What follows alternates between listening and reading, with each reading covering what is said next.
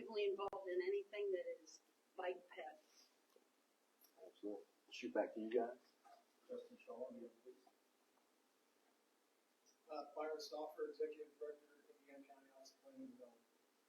Josh Woodson with Renton Media, and just to let you know, not only you guys live there, we're live here. Cool. Thank you for being here, Josh. Thank you. All right. So, like I said, we want to get into this. So, what exactly is a pedestrian safety audit? Logan, you want to cover that? Yeah, I'll go over first kind of what a pedestrian safety audit is, because we need to figure out what that is kind of before we jump into some of the recommendations from it. So to start off, a road safety audit is something that's developed by the Federal Highway Administration. And it's something they put together to audit roadways for safety.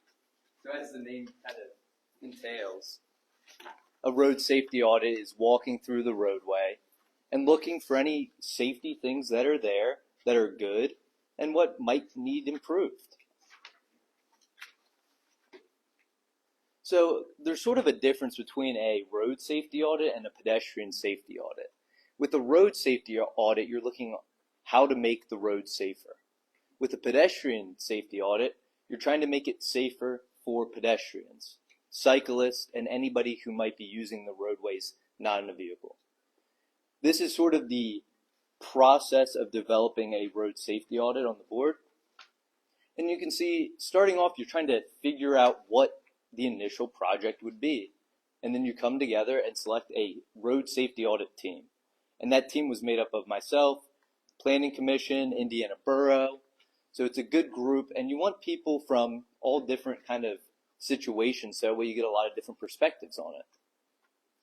And then we had a startup meeting, which was in the borough, and the field visit section is where we walked along the entire section of Philadelphia Street, looking at what's done well, what's not done so great, and what we can improve on. And I don't know if you remember, but it might have been the coldest day of the year when we were out there. It was snowing.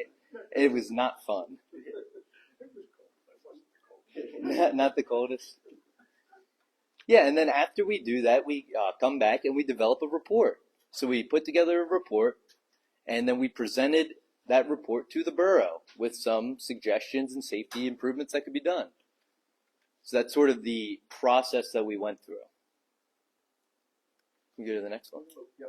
And I will mention real quick on this one for during the startup meeting. So that took place back in December of 2025, early December, hence the cold weather. And when we went out and we did the study of Philadelphia Street, we didn't kind of go out there and just walk along and pick up items, kind of at random. We did have a targeted kind of approach for specific intersections that we were looking at. Specifically, it was 9th, 8th, a couple of the intersections without a light. I believe Taylor was one of them.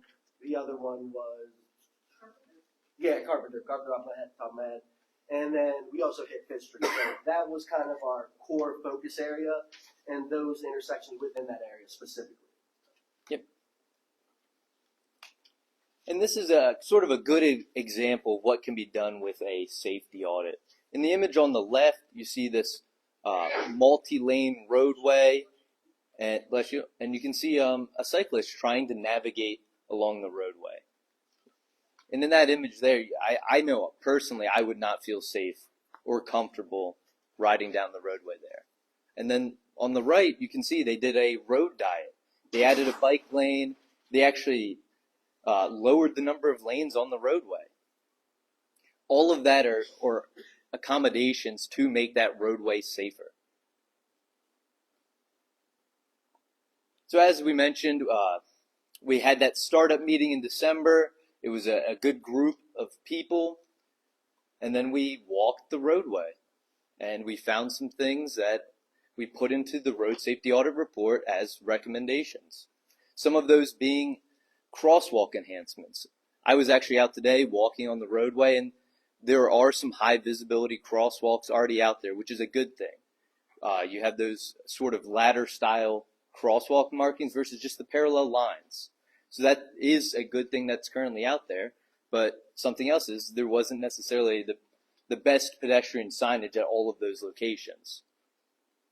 Some of the other things would be like traffic calming, which could be lowering the speeds that vehicles are traveling, or kind of improving pedestrian connectivity and safety at different crossing points, as well as overall signal retimings and safety improvements. And this is a table that summarizes the suggestions, the different locations that we came up with, as well as the recommended countermeasures at those locations. You should have the handout and you can look through there. And we also break it down in time frame. What is sort of a shorter term goal, maybe a lower cost goal versus some kind of longer term, higher cost goals. All right, so thank you, Logan, for that. Yeah. So that's kind of a very brief overview of what a pedestrian safety audit is and what came out of ours. Now, the reason why I gave you guys, thank you. The reason why I gave you guys this is this really is going to be the kind of centerpiece of our discussion tonight. So we're going to come back to that slide, but first we have one more thing I want to kind of touch on in regard to this process as a whole. So with the understanding of traffic changes or making changes to the traffic pattern, that's tough no matter where you're at, no matter what you're trying to do, because people become used to how they travel. You know, it's something that no matter who you are, it's something you use every day, whether it's via a car or whether it's just walking. So with that understanding of change is tough, especially in regard to traffic, what we want to do is prior to those changes, create opportunities for feedback and for just a basic discussion with the community. So that was really the idea of what we wanted to get out of tonight's meeting.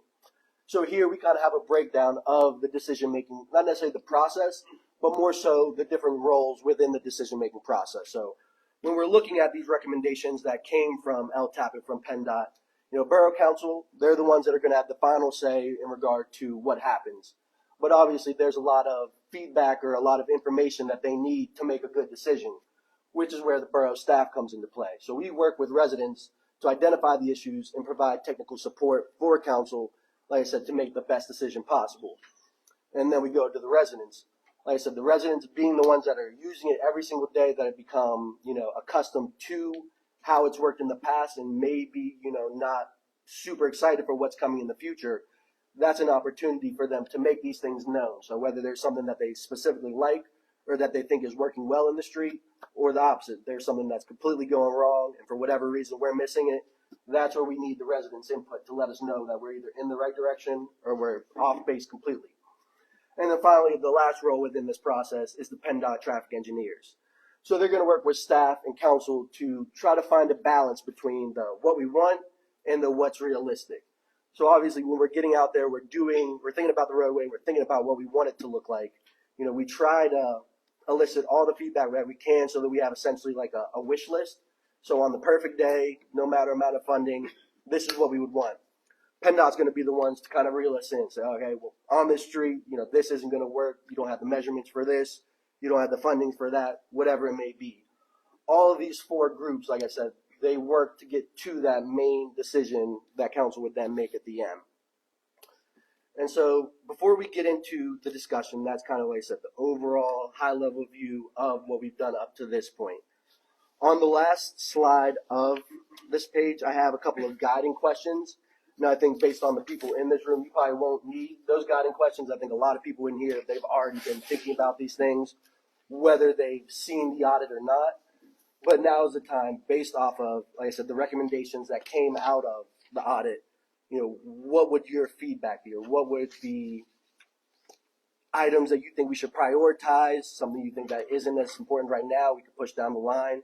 It's helpful that Logan, you know, provided us kind of some time frames for these projects. So between short, mid, and long term, we have an idea of what we could do now to focus on immediate safety versus something that we could put off if we need funding or whatever it may be. So yeah, that's what we've got for you guys. Floor is open.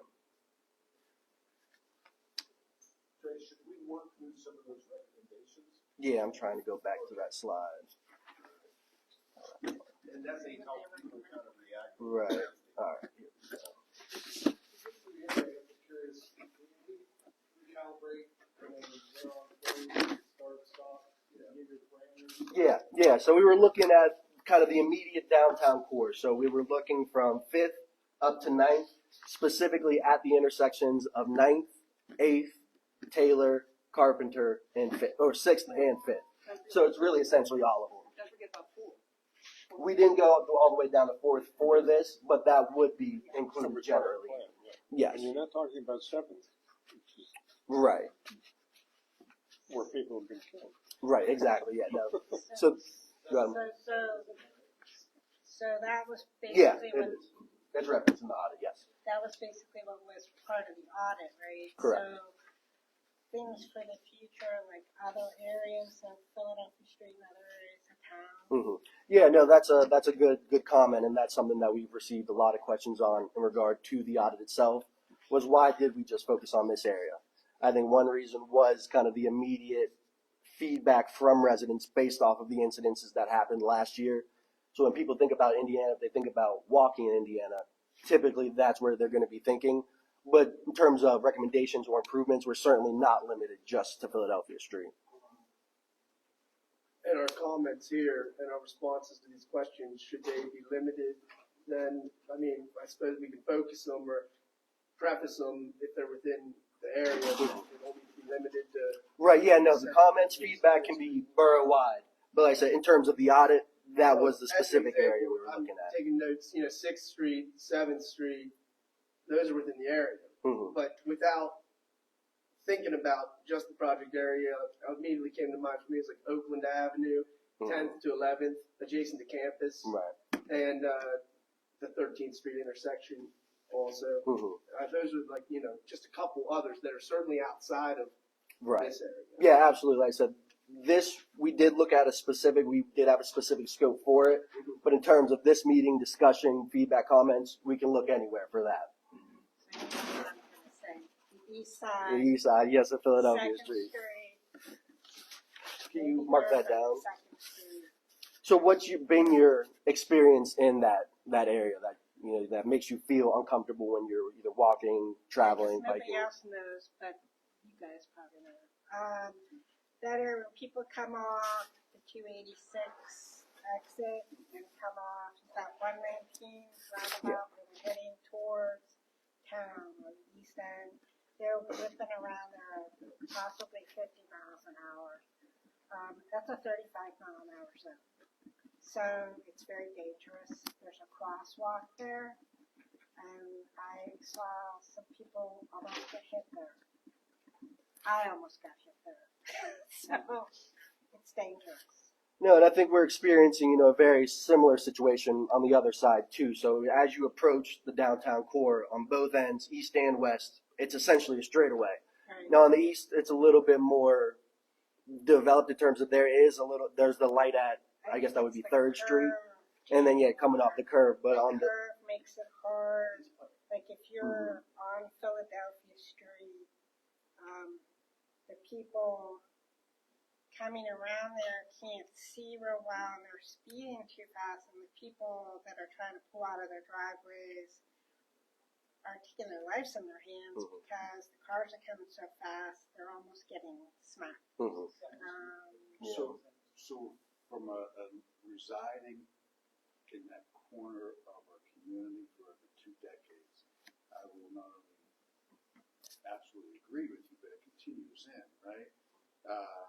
First off, you have parking on both sides of the road. You have the red light there now is inundated with many variables, right? School buses, construction, a coffee shop that I won't even get started on the parking aspect because of that.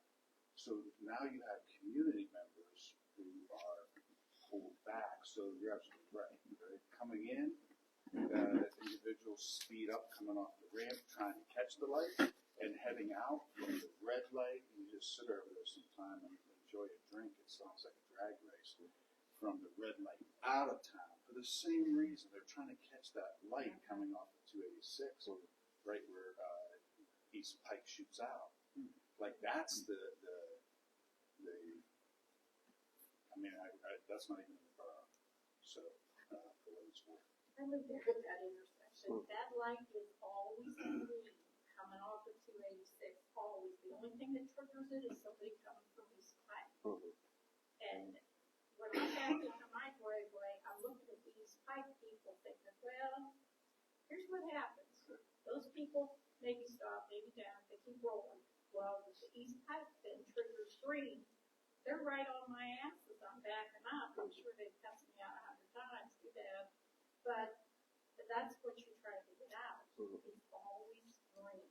That isn't right, because we're coming off there, I know it's 50, because when I drive that way coming in, I will look down and go, oh my God, I'm not even close to 35 miles an hour. Now, I walked up Cool Spring Road, like by St. Bernard Cemetery. You don't see those cars coming out of there. They are like rockets. And 20 feet or whatever from it. But it's been a long many years and nobody's done anything. I did ask policemen several times, why can't you can make a fortune sitting there in my driveway? Because as they're coming by, they're all speeding. But they said there's something between two jurisdictions. There's some kind of rules and they can't. Well, I don't know, if they're coming at 50 miles an hour and they're at 50 miles on 2nd Street, you could pick them up there. Well, what's the difference? But I don't know what that rule is, but it's fixed. It's not true that everybody speeds. I came through there yesterday and I was not speeding. Well, there are some people that want to. I feel for the people on the east. I live on the west end, and I know how bad it is on our side, because they're like speeding to get up the hill, and they're not slowing down coming down the hill. But it seems worse to me on the east side than my side. I can't complain on my side. No, and I think that's a good question to kind of lead us into, like I said, more conversation is understanding that both of those are somewhat, the west probably more so than the east, are residential districts. So when we're thinking about how do we slow traffic down, because I think that's important, because that's where a lot of the speed's coming into when you're entering the core. It's from those two straightaways going into downtown. So that should really be the buffer zone. But how do we accomplish that? Is it? On the east end, it is absolutely residential, because where that light is out of borough. The borough's responsibility would be within the borough, which is absolutely residential right up to the point, to include assisted senior living across the road from it. I think not addressing both at the same time is the biggest mistake. Yeah, no, so I think, it's based on the similarities between the two. I think that, whatever approach we do decide to take, I think it could work on both ends. And so we heard from the one lady over here that enforcement would be one aspect to it. Again, that's something, do you have something to say? Yeah, I can actually speak on this. Oh, go ahead. I think you guys are all mentioning very good points. And as was mentioned, we sort of had the core area that we focused on for the study, but that doesn't mean these can't apply elsewhere too. These can apply to the locations outside of that study location. But with regards to kind of the concerns you're having of people speeding coming into the borough or exiting, kind of from both sides, we actually, one of the recommendations that we talked about here is developing a gateway treatment at the corridor entry point. So what is a gateway treatment? It's sort of a traffic calming feature that we implement at locations where it's typically kind of a higher speed roadway going into a residential area, lower speed location, which is exactly what we're dealing with here. And the gateway is sort of something you implement to let drivers know, hey, this is a change of location, this is a change of sort of the context of the roadway. So I think that could be a relevant option for those specific entry points to slow down the drivers.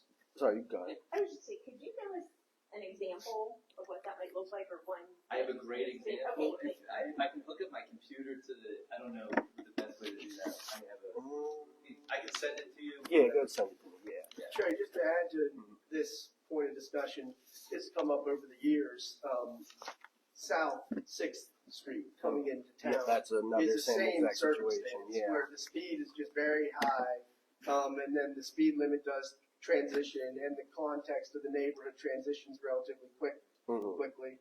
And Wayne Avenue isn't as bad once you get into the borough, actually, coming down. There still is an issue. I mean, there's got killed in front of McDonald's 11 years ago or something like that on Wayne Avenue. But in terms of speeds, what we generally heard feedback on was, South 6th Street.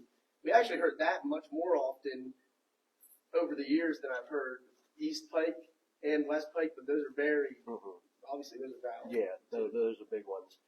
So in terms of, while you get that pulled up, in terms of the gateway, I think a lot of people, the first thing they think of as gateway is literally some type of big signage that shows you're entering Indiana Borough. Is there anything else aside from that, in terms of actual street design that, is maybe a little bit more smaller scale that we could focus on while we look to doing some sort of, like I said, big kind of stand-up thing? Yeah, and then something else that we sort of mentioned was curb extensions, installing curb extensions. So if anybody's familiar with those, it's sort of extending the curb out into the roadway. And there's a lot of mixed feedback on them because people like them because it makes it easier to cross the roadway. It narrows down the roadway, so it will actually cause drivers to slow down a little bit. But then there is the maintenance aspect to them. The plow truck drivers don't like plowing around them because it's quite tough to get in the curb extensions. But they can actually be implemented on a temporary basis using delineators and white paint. And that's actually something that the city of Lancaster is doing as a part of their traffic calming efforts. And something that you might want to do here to pinch down the roadway, slow drivers down, and it can be done with actual other sort of traffic calming features combined to highlight the entrance to a more residential area. And part of doing them on a temporary basis using the delineators is you can actually remove them so it doesn't affect the maintenance aspect of it. And here's a question I had that kind of came out of some of the discussion regarding our zoning. So we're looking at potentially zoning this to include more commercial space, which as a result, we would expect more parking or more cars in that area. Would that in and of itself work as a traffic calming measure, or is that you're just kind of throwing fire on top of something that's already bad by bringing more cars into that situation? That's a really good question. Actually, there is some traffic calming benefits to on-street parking because one, you're narrowing down the roadway, so that's going to cause drivers to slow down. Mm-hmm. And I'm not saying that's what our goal is with that, but like I said, just in terms of understanding that traffic calming idea, like I said, can we go at it a way that's a little bit more natural than literally going in there, extending the curbs, and actually doing infrastructure changes? Yeah, it's very interesting because there was a study that came out recently on how just narrowing the roadway, even if you just use the pavement markings themselves to narrow the roadway, has a psychological effect on drivers, causing them to slow down. An example of that, I'm sure you guys are all familiar with curb extensions, but we do have some currently in the borough. And like Logan said, we did some, we got some mixed reactions to those. I think in general they work really well. I mean, laugh all you want, but they do work really well. Because they're afraid they're going to hit them, right? Mm-hmm. And it does cause people to slow down. Yeah, what are the practical, I understand the kind of anecdotal, concern or the laughing about it, like you said, Barb, but like, have the practical concerns related to these, worked themselves out over the years? Well, is there a practical issue with the plows? You see a little bit of damage there, some people have hit them, but have they worked in the borough outside of opinion? I can't speak for the borough plow trucks, and you may have some more information on that. I know I haven't heard anything necessarily negative, but I know one group that was the fire department. So I guess they do have some issues. So it's not impossible, but they do have some issues, and I'm sure that they would prefer not to have these. But at the same time, that is one group that has, given us specific feedback against it that is pretty legitimate. I think I heard a lot of that noise when they were first going in, just because it was a change, and then it sort of settled. Right. All right. So we kind of talked about that east end. Is there any other specific areas you guys would like me to pull up and we could talk about? The intersection of Nixon and 6th, the crosswalk has not been repainted, and it's difficult to cross there when there's traffic coming. It's a pretty low volume area. Is this the one you're? Yeah, it's half there. It's half there, but even the half that's there is faded and not very good. And I've noticed that I've started to walk Nixon instead of Philadelphia Street. With everything that's happening and the changes that are happening, I don't walk on Philadelphia Street as in terms of a response from the governing body, what are some, again, I guess it kind of gets to the overall point of what we're talking about, but what are some changes that you think would re-encourage you to revisit Philadelphia Street in terms of improvements we can make? Bicycle off the street.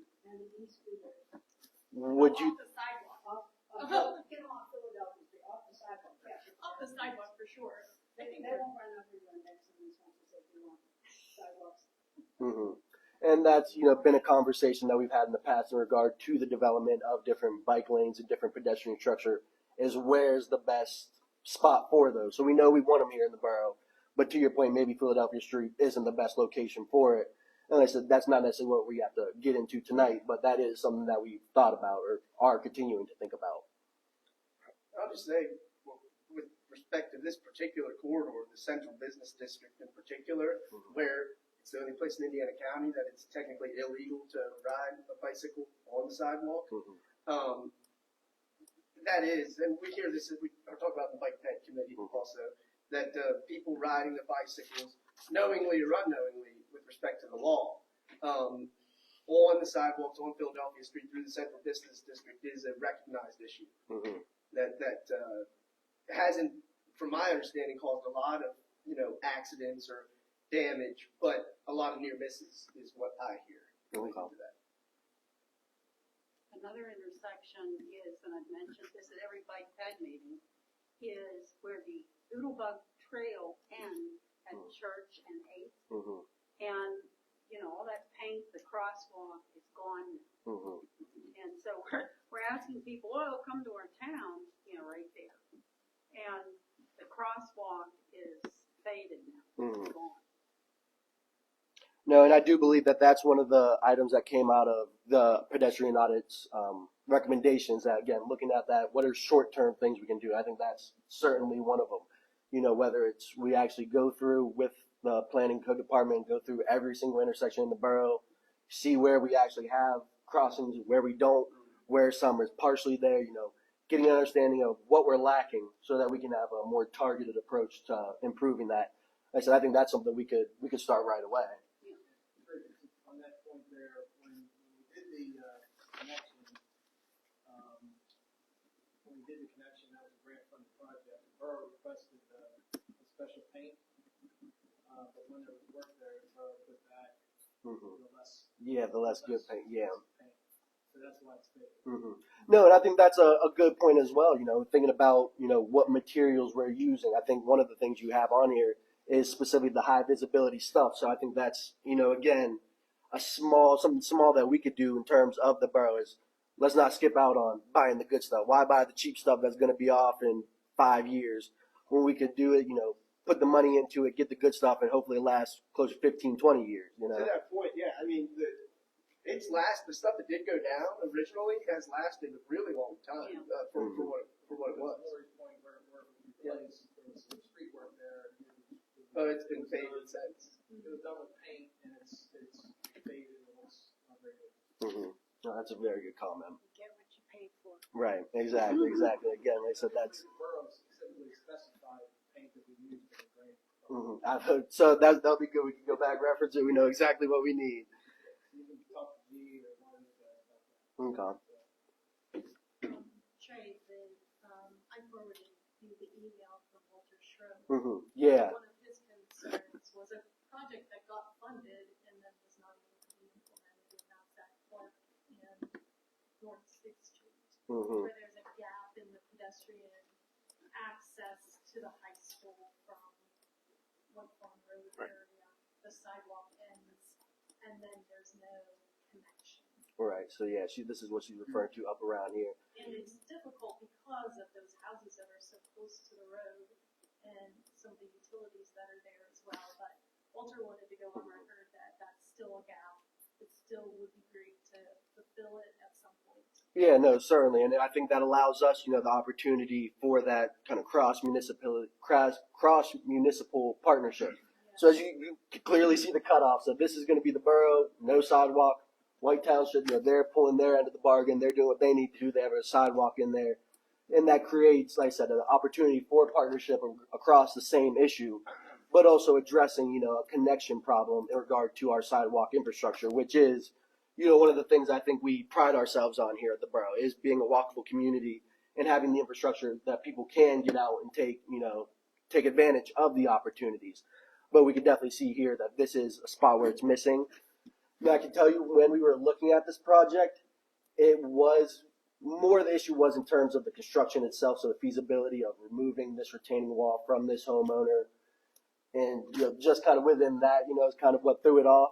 But I certainly think that it is something that we can revisit, and I think it would be a good time. You know, we've had the sidewalk program going now for, I believe this will be its third year, so you know, that would be an opportunity to hopefully, you know, like I said, continue to have the project funded and maybe get a little bit further along with it. Just curious, it's called right away. How far does it go into that? It does, yeah. The right of way was actually a fair bit into the yard. I'd say maybe halfway, and so that kind of again, you know, put us in a not necessarily a tough position, but you know, we wouldn't want to just go in eminent domain and say we're taking this out, we're throwing a sidewalk in. So trying to balance, you know, their property and what they have versus the safety concern of the borough as a whole. That was a little bit tough, and like I said, I don't think it's impossible, but it's definitely something we can continue to work on. Specifically in this area, like you said, that's the safe routes to school. That's where the original funding came from. So, you know, it's even more targeted in terms of safety. It's not just community safety, but specifically the safety of students getting back and forth to school and home. Eric, did you have something you were going to say? Yeah, I had a question regarding the traffic signals at 7th and Philly. So last October 20th was that pedestrian fatality where my good friend Tina Perez lost her life. My former colleague Ron Maven. And I know there's some signal improvements coming where that the traffic will stop whenever pedestrians have the right of way. One question I had was, I know many years ago at that intersection there was a full stop and a diagonal crosswalk. So whenever the pedestrian has the crossing, they could cross in all directions plus that diagonal. And it was ironic that Tina, who lost her life there, posted maybe 7 years prior to her fatal accident. She was saying, "Bring back the X," because she said, "I have a lot of, I just had a near miss at that intersection," which ultimately which took her life. So I was wondering if the signal improvements that are imminent, does that negate the any benefit, or would that be something that would be that we should consider again? Yeah, I mean, I think it can work in tandem. I don't know if you guys have anything specific you want to say on that. I think in regard to the X and doing that full stop, that's where that square of the people's roles and responsibilities came in, and that's one of, you know, for lack of a better word, maybe a barrier that we were experiencing is, you know, the way that the borough of Indiana views Philadelphia Street, its purpose, its function, is slightly different from PennDOT's in terms of moving traffic. So in that regard, you know, that's where it comes down to trying to find some sort of balance between the two, you know, different viewpoints or desires for the street, and trying to come to some sort of a solution or a conclusion that does meet both sides' needs. We did talk about that. Okay. What they're doing this year is an immediate, I guess you could call it a crisis intervention, basically. So we did talk about that because a few of us, I grew up with the X. Right. And I was like, I Long-term don't remember residency, anybody something getting like it. killed Yeah. crossing the street there when I was growing up. I can't remember why it went away. I don't know if that was a I can help Probably with that. didn't. When we narrowed North 7th Street down to 2 lanes, we were told by the people who own Philadelphia Street that we had to take it out. Okay. It was not a borough decision to remove it. So I think what we had talked about, I think what happens now is because they have the ADA, we call those The plates. curves, yeah. I'll call them a plate. Because they have those there now, if you bring the axis back, you have to fix the corners again to be ADA compliant again. So I think that's a more involved project, if I'm understanding it. So it doesn't mean it won't happen, but from what I understand, it's gotta take a little longer to do something like that, because there's a whole revamp of the corners. I don't remember what those looked like before. We probably just have like a dip in the Think so. things. That sound about right. I liked it. I said it was like a cattle call. Like, and the lights went on, everybody knew. Right. And it Bells worked or really the well. birds. And Yeah, it worked really well. So I was shocked when we got rid of it too. I mean, I don't remember, probably what, 16 years ago? Sound about right? Somewhere in there, I'd say probably. I don't know. But it did work really well. Mhm. My whole entire life that I lived here. So. Was PennDOT invited to this meeting at all? They were. I did reach out to their offices. They weren't Because able to make it though. everything we're talking about, like 6th Street, 9th Street, Philadelphia Street, that's PennDOT's road. Right. And we can say, oh, we like this, we like that, but they need to hear this. Right. They need to participate in this. And yeah, like I said, unfortunately they weren't able to come, but we are getting a recording so that we can share this information and the stuff that comes out of it. So Jeff's keeping some notes. I'm keeping some notes, so they'll definitely be aware of what was discussed tonight. There's one thing worth mentioning with regard to the all walk phase on Philadelphia Street. I don't know if anybody recalls, but I don't know the year. Byron might know better than I. But remember when we got the CMAX income money? The idea was that in order to, you want the level of service, you want the movement of traffic to be efficient. And so when we did the road diet, which was taking away the lanes, to make that thing work, the corridor had to be synced up so that when you get, it's simple to think about, like if it's working right, you get one green light and you get sequential green lights as you move through Philly, whether you're going east or west. And you can see that happen. There were moments when it was absolutely perfect. And then you could, like when it would get busy, it would struggle because when you would hit the walk little button on any of the intersections, it jams up the entire system. And it corrects itself over time, but you may have a few extra minutes at a light. And so when you talk about the all walk phase, one of the things the engineers were telling us about, Peter, I remember this, was that if on the all walk phase, that crashes the efficiency of the system. So if you want the system to be efficient, then you're going to have to lose the all walk phase. So that rationale made sense. I know but bear with the decision making process. So the reason it was palatable was because that is a natural, for pedestrians to move parallel to traffic, to moving traffic, is what most intersections are. I mean, just think of all the intersections, right? So when you get a walk, like if you're moving in the same direction of traffic, you can cross across street when they have their green lights, right? Because they're theoretically, that's a safe area for you to be. And so it was matching that sort of standard best practice. So it made sense at the time. So that's the reason I'm telling that story is because at the time I was working for the county in Josh's role. And so I remember all of this because we were working with the borough to do all this stuff. And Laurie remembers it. All the folks that have been around a while remember this. But that's important to understand in terms of how those things happen. It's not that PennDOT is trying to ruin our town. I think they're just trying to balance traffic efficiency with pedestrian safety. And I think that is a good kind of way to think about it in terms of all of us as whether we're pedestrians or whether we're the ones driving. Because I know we've all been in both situations where when you're driving, you want to get to where you're going, but at the same time, when you're a pedestrian, safety is more of your concern. So it's on each of us as individuals, with whatever capacity we're in, is trying to, again, balance that efficiency, getting from point A to point B, versus the safety of ourselves and the people around us. All right. Any other areas or specific intersections you guys would like to see?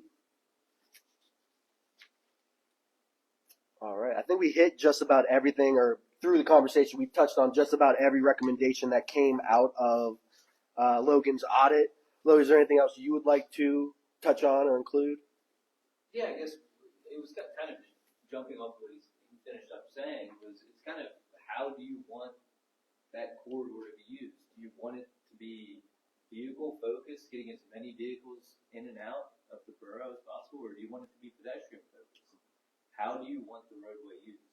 Obviously, there's a balance between the two of them, but it's really, to me, what? It's not even, it's not a balance, it's uneven, and it seems to be more in favor of the automobile than it is at this point in time. And I think that's happened a lot. I think you're right. And for me, I want it to be pedestrian focused because I'm a traffic safety engineer and I like people being safe and I like being able to walk places.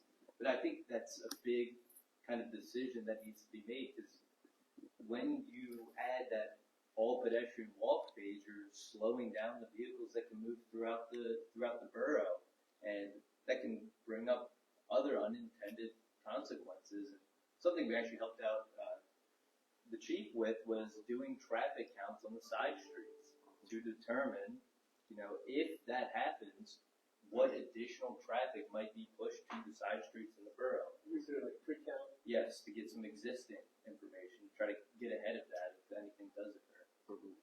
I'm sure Water Street is one of the streets that needs to be looked at because people do come in from the west end of town and shoot up, and I mean shoot up Water Street to get to the center of town. Yeah, we did. One of the streets was Water Street. Yep. Church Street, yep. And I know that was, a concern that we consistently did hear through, the conversations in regard to retiming the traffic lights was, how much then pressure is that going to push onto the side streets? I would just like to bring up 11th and Philadelphia. Mm-hmm. That is a problem. There is a lot of pedestrian traffic there because you have student housing in that area. And you have people moving in and out. They took the light out down there, and that has created almost like Daytona 500 between 13th Street and 9th Street. You can be there at certain times of the day, and they are just zooming down there, not stopping. And then you have the business with the cars and trucks. If you're going south on 11th Street, and you're at that corner, you cannot see around those vehicles that are parked there that are part of a business. Right. And I'm not referring to the Nissan Motor Company, I'm referring to the other gentleman who has his trucks parked out there. Mm-hmm. So that area, you did put in one of the pedestrian safety things so that they can cross. I would say 30% of the drivers pay attention to it. Right. But for the most part, they don't slow down. Mm-hmm. And I know we can go back and say PennDOT took that action. Mm-hmm. How much have we pushed at PennDOT? Because if you slow them down at that intersection, they're going to be slowed down coming in all the way back. Right.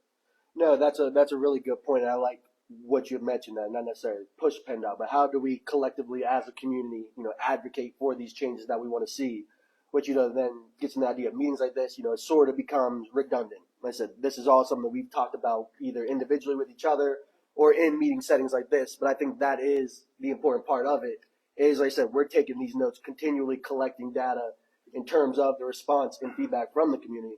Because over time, if you have people consistently saying, this isn't working, and it's a large volume of people, that becomes a lot harder to ignore than when, unfortunately, an accident happens, and now we're saying, can you please change this? So we're trying to, like I said, build up some of that, argue our argument, for lack of better words, our argument for these different types of things. Which, again, like I said, is why it's important to continue to have these meetings. Which I said, I don't see this being a one-off event.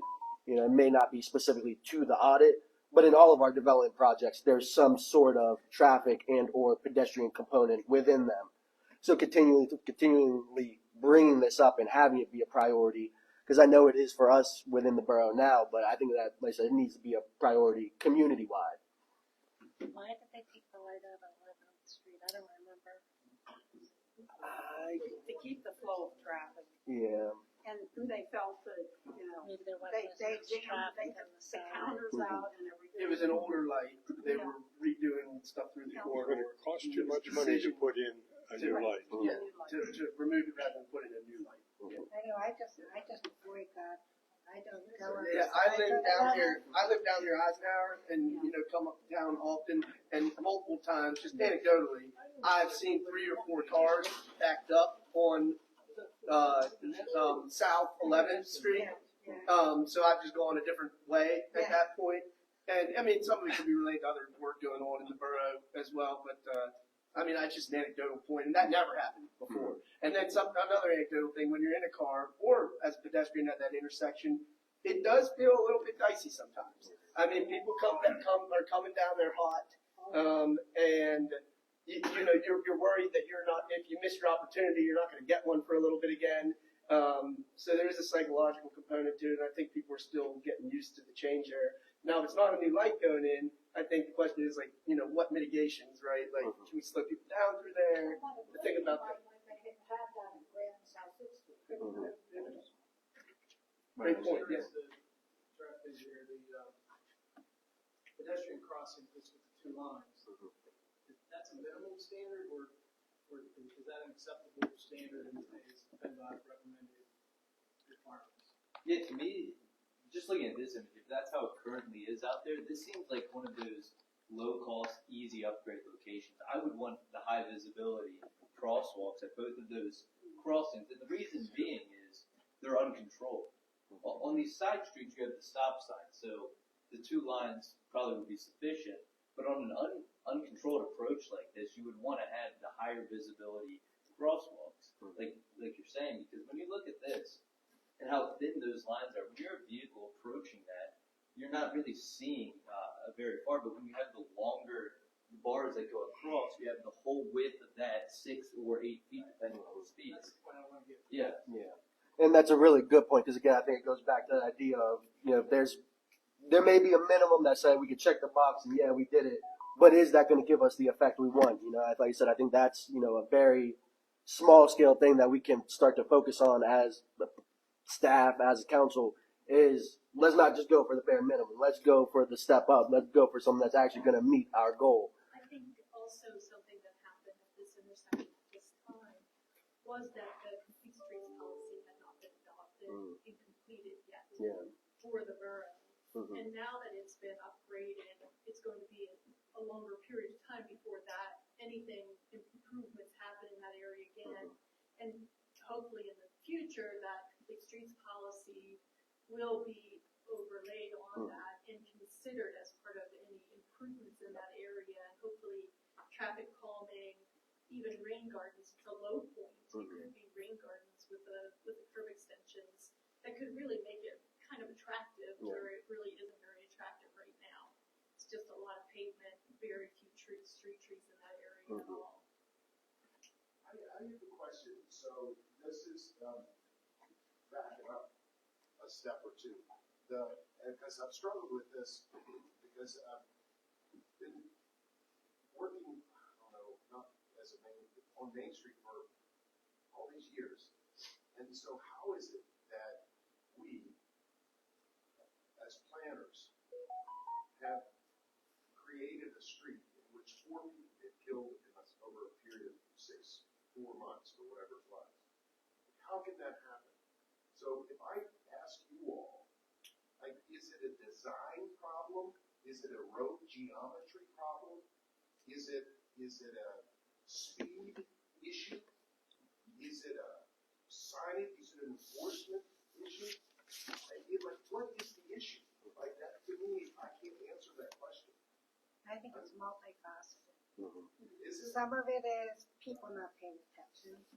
For example, why like this? I almost got hit on crossing South 6th on Philly. I was in the middle of the cross-off with my dog, and a guy decided to make a left from East Philly on the 6th going south. He almost hit me, and luckily his window was down. It was summer. I went, hey! And he goes, sorry. So I think some of it is people not paying attention.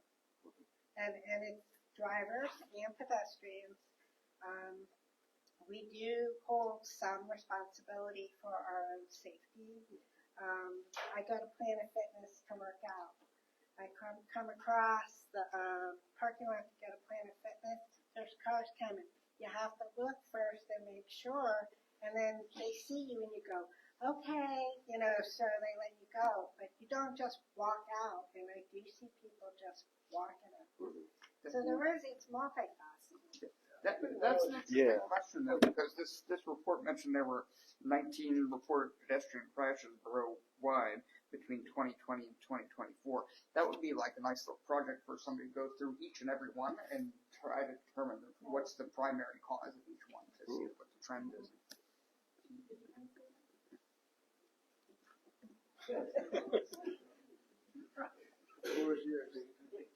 Yes, please. Yep.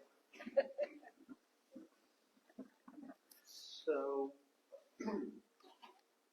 I appreciate the entire conversation that's occurring in this room. And it's very clear that everybody sitting here is a proud resident who cares about this community, who wants to see the best for everyone, as do I. Just to set the stage, my family has lived here as long as I've known in Indiana Borough. I own a house in Indiana Borough. I've owned 2 houses in Indiana Borough. So I care significantly. And I can tell you, not to push back as Jeff breaks his word to answer his question, sometimes things are a true tragedy. There was a school bus that struck a school student many years ago at 60 Philadelphia Street. Tragedy. There was an Indigo bus that's a great partner to Indiana County that struck 2 pedestrians. Tragedy. There is a fatal pedestrian crash, shockingly in close proximity in time frame, 9th and Philadelphia Street to the crash at 7th and Philadelphia Street. Tragedy. There's a level of personal accountability involved. In every crash that's ever been investigated in Indiana Borough, there have been a factor to the crash. There has been an element, whether it be environmental, whether it be a vehicle failure, whether it be a motorist or a pedestrian factor, that there is. Police department tracks it. We can track the crash. I just want you to know, I do not consider any intersection in Indiana Borough to be flawed to the point where my family can't cross the street. I can tell you wholeheartedly that there are many intersections in Indiana Borough and everywhere else in Indiana County that can always have this is the conversation. What is the absolute most that we can do? And can we afford to do the most we can do with every other competing concern and issue, safety related, that we have? Creating a safe environment on Philadelphia Street cannot be at the expense of creating an unsafe situation on Water Street or Church Street. Creating a police state in the downtown corridor cannot be at the state of school safety, but it is a strategy that we're implementing, a public safety strategy of good-hearted men and women who are working diligently to keep this community safe. So we're not responding to a crisis as much as we are fully engaged in a conversation with every community member about what is the most that all of us can do to create the safest possible environment. Indiana Borough and Indiana County also have these things going on. We have an increase of vehicles. We have an increase of people. It's only going to continue to increase. Our roads, by nature, aren't set up for rapid increases like we're experiencing. We're going to have hundreds of students coming into a medical center at IUP. At times we've had 15,000 students at IUP. We have an enormous project occurring in Corner City. We have businesses coming into town. We have things in Indiana Borough that other communities in Indiana County, frankly, don't have. And that's a wonderful thing. Parking, we can look at parking and traffic as a negative, but we can also look at it as we wouldn't have these problems if people didn't want to be here in this community. So I just want you to know, the police department is fully engaged. It is not my position to push back on anything any of you are feeling, because these are your honest feelings. And, because they're your honest feelings, we want to address all of this. But I also am privileged to conversations that occur outside of rooms like this, where folks are concerned that we're going to decrease efficiency of traffic on Philadelphia Street. So, or folks that are living in our other side streets or other neighborhoods off Philadelphia Street that feel like, well, listen, Philadelphia Street has been Philadelphia Street, and if we slow Philadelphia Street to a halt, which isn't going to happen, that is a felt tangible fear. If we bring it to a halt, we could potentially be making other people and other places unsafe and high speed. And I wish as your chief of police, I could tell you that I could guard against every tragedy and strife that happens in this community, and I could guarantee that nothing bad will ever happen. I'd give every paycheck from now until the end of my life to assure you that can't happen. But I can't do that. Best I can do is promise you that we're going to put a sound strategy in place, that we're working as diligently as I believe can be done to navigate everyone's concerns, but I don't consider any intersection flawed. But how crashes happen on this road, there is an element that has broken down. Our findings of 2 vehicle pedestrian crashes at 9th Street and 7th Street are soon to be completed and made publicly available. That hasn't happened. But I want to prepare everybody, and anybody who's watching this on TV, for the fact that you may hear one or both of those crashes were true tragedies. They're going to be a tragedy regardless of what the factor is. But I wouldn't prepare you, and I wouldn't want anybody to be prepared to say, this crash happened because the intersection was broken. Because crashes don't happen because intersections are broken. Crashes happen because there are factors involved. Be it a decision by a motorist, a bad decision by a motorist, or be it a pedestrian maybe not paying as much attention. Maybe both. Maybe the sun is too bright. Maybe there are 1,000 things. But we do evaluate all of the crashes. So that picture we can certainly paint. So that's what's happening in Indiana. We are a dynamic and vibrant community who are always juggling multiple public safety concerns with a public safety strategy. And I report to council every month, and I give them date-by-date synopsis of when we've done what, who we've talked to, who we've called, when we've done traffic studies, who we're partnering with, what conversations we're having. I think I'm up to like 6 single-spaced pages of line-by-line dates, maybe even more. I'd be happy to publicly release that at some point in time. There's nothing proprietary to it. I give it to council so the council can speak on it. But it's been ongoing. I have 6 or 7 editions just today before I showed up at this meeting. Now this meeting is going to be another one of those editions. So we're working. Your staff is working hard. Indiana Borough today is probably more dynamic than it's been in the past few years because of people like Trajan, because of people like Eden, because council, because Manager Cephas, because everybody's working together.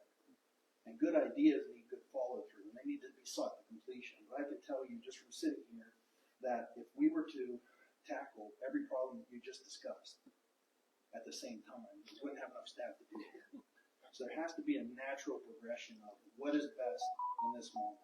And because we've had 4 fatalities and 2 crashes on Philadelphia Street in a shocking amount of time, our focus and our sensitivity, rightfully so, mine also, is pedestrian safety. But to drive us to a solution that is long-term viable, we have to be patient enough and give ourselves enough time to make sure that whatever we're feeling in this moment, we can examine all the other things that are going on around it and put in place things that are concrete and sustainable. And so that's what we're doing. My level of exigency, your level of exigency is correct for the thing that you've been experiencing. And we at the police department processing all of that simultaneously. But it all is part of the strategy, and enforcement alone doesn't solve this. It's everybody in the room coming up with suggestions. It's us working with PennDOT.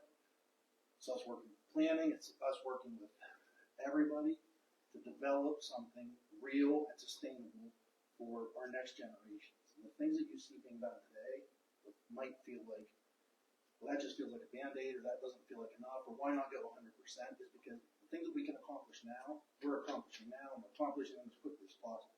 Again, not because it was broken, but because we want to do, we feel called to do, what's the most we can possibly do at every location. So that's... No, absolutely. Yeah. No, I think that hit it right on the head. And, the biggest takeaway I took from that, is that, sense of an ongoing conversation. It's not something you fix at one point after something happens. But like Chief said, it's an ongoing conversation with the different partners, thinking how can we long-term create that viability, like you said. Yeah. I got a comment and a question. I noticed there was no people walking in those photographs, and is there a reason why? Also, very few vehicles, but there might have been one photo with someone in there somewhere, but I noticed most of these streets had nobody walking. Right, yeah. Well, there we go. There's one. There's one. Yeah. I think it just depends on time of day. This is just the. Time of day, maybe? Yeah, weather, There you go. That's what Yeah, there's a guy there. That's when the Google car drives through, so maybe they chose when, not the rush Right, hour. when they They catch want you. as efficient as possible. They probably picked a low traffic. Maybe people are all inside at work. Yeah. They're all inside at work. I thought maybe they were. Took them out. So maybe you took them out, so you went. Yeah, no, this is just from Google, yep. And then you said you had a. Nope, there was any cars on here. Right. It's also a commentary on people not walking much in this town anymore. You go out there anytime, you can be there for half an hour and see very few pedestrians. Other times there are a lot, but it's very easy to find downtimes when there are nobody walking out there. That illustrates, I was studying that and looking at that and concentrating on it. That's, Yeah. I wasn't sleeping here. Yeah, no, absolutely. I want people to walk. People should I Mhm. walk my dog. Right, right. I go uptown. I go straight down Philly and come back down. This is a couple of years ago. Well, that's why the bike path was built all those years ago, was to take people who wanted to zip. They could, when I want to go to the West End, I'll take the bypass. If I'm looking for something in town and I know it's going to be slower, I'll come into town, and that's the way it should be. And what's going to happen when PennDOT closes? Are they going to close the bridge to nowhere? When we were at the PPP meeting, Yeah, I remember talking about it. how is that going? Like for me, if I can't take the bypass to get around, I'm going to go through town. So I would think that would increase the traffic in town. That project alone. It's a mixed bag. Yeah. Yeah, oh yeah, that will. If we eliminate traffic from town, that's people who are not shopping and doing business in town. Right. Now, where's the bridge to nowhere? 422. It used to be the bridge to nowhere, and it's a 4-lane highway. Because you're heading to Katanning, West Walmart. I get on from 119, so I'm heading south.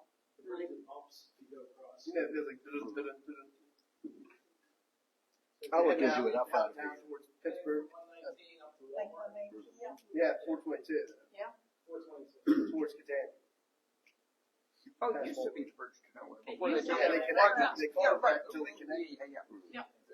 20 years ago, they used to call it bridge to nowhere because they hadn't built the bypass yet. Yeah. I'm like, is there a new bridge to nowhere? Right, yeah, so we're looking at it, yeah. I don't remember.